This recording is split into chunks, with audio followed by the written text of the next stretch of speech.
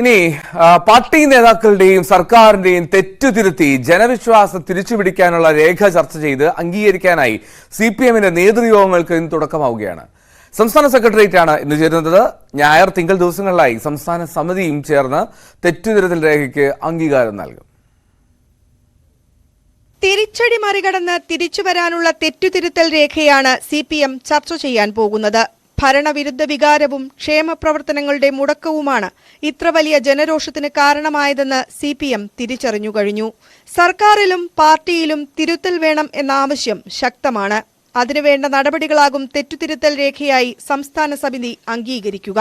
വൻ മൂലധനം ആവശ്യമായ വൻകിട പദ്ധതികൾക്ക് പകരം ജനങ്ങൾക്ക് നേരിട്ട് ഗുണം ചെയ്യുന്ന ക്ഷേമ പദ്ധതികൾക്ക് സർക്കാർ മുൻഗണന നൽകും. ക്ഷേമ പെൻഷൻ, സർക്കാർ ജീവനക്കാരുടെ ആനുകൂല്യങ്ങൾ എന്നിവ കുടിശ്ശിക തീർത്തു നൽകാനുള്ള ഷെഡ്യൂൾ ഇതിനകം സർക്കാർ പ്രഖ്യാപിച്ചു കഴിഞ്ഞു. കടുത്ത സാമ്പത്തിക പ്രതിസന്ധിക്കിടയിലും ക്ഷേമ പദ്ധതികൾക്ക് മുടക്കമുണ്ടാകാൻ പാടില്ല എന്നതാണ് സർക്കാരിന് CPM നൽകിയിരിക്കുന്ന നിർദ്ദേശം. ക്ഷേമ പെൻഷൻ 1600-ൽ നിന്ന് ഉയർത്തും. വിലക്കയറ്റം പിടിച്ചു നിർത്താൻ വിപണി ഇടപെടൽ ശക്തമാക്കും. സപ്ലൈകോയ്ക്ക് കൂടുതൽ സഹായം ഉറപ്പാക്കും.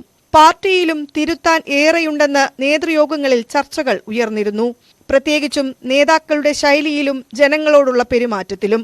ജനങ്ങളിൽ നിന്ന് പാർട്ടി ഏറെ അകന്നുവെന്നും ജനമനസ്സ് തിരിച്ചറിയാൻ കഴിഞ്ഞില്ലെന്നും പരിതപിക്കുന്നവരാണ് ബ്രാഞ്ച് മുതൽ പോളിറ്റ് ബ്യൂറോ വരെയുള്ള നേതാക്കൾ. മുഖ്യമന്ത്രി ഉൾപ്പെടെയുള്ള നേതാക്കളുടെ ശൈലിയിൽ മാറ്റം വേണമെന്ന ആവശ്യമുണ്ട്.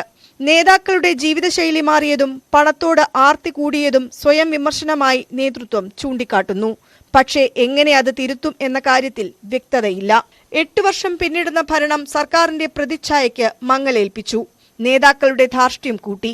ഈ വാസ്തവം തിരിച്ചറിയുന്ന CPM എങ്ങനെ തിരുത്തുമെന്നാണ് അറിയേണ്ടത്. മന്ത്രിസഭയിലും സമൂലമായ അഴിച്ചുപണി വേണമെന്ന ആവശ്യമുണ്ടെങ്കിലും ഈ ഘട്ടത്തിൽ അത് പരിഗണിക്കാൻ ഇടയില്ല.